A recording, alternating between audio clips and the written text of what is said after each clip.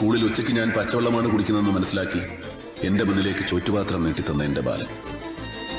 അവന്റെ അച്ഛൻ കാണാതെ മോഷ്ടിച്ചെടുത്ത പണം കൊണ്ട് സിനിമാ ടാക്കീസിലെ ബെഞ്ചിലിരുന്ന് ഞങ്ങൾ സിനിമകൾ കണ്ടു, കടലമുട്ടായി വാങ്ങിത്തുന്നു.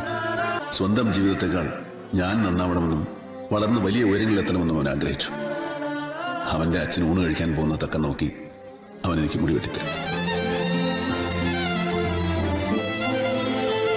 എനിക്ക് വായിക്കാൻ പുസ്തകങ്ങൾ തരും.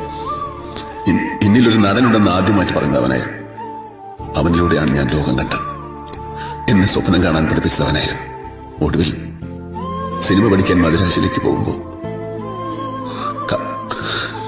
കാതിലെ കടുക്കൻ വിട്ട കാശുമായി അവൻ എന്റെ അടുത്തേക്ക് വന്നു. നിലകണ്ണുകളോടെ ഞാൻ ചോദിച്ചു, ബാല, ഈ കടങ്ങളൊക്കെ ഞാൻ ഇങ്ങനെ വീട്ടു? അപ്പൊ അവൻ പറഞ്ഞു, എനിക്കൊന്നും തിരിച്ചു വേണ്ട. നാളെ ഒരു സഹായം ആവശ്യപ്പെട്ട് ഇതുപോലെ ഒരാൾ നിന്നെ തേടി വരും. നിനക്കത് ചെയ്യാൻ കഴിയുമെങ്കിൽ അപ്പോൾ മാത്രം എന്നെ ഓർത്താൽ മതിയെന്ന്.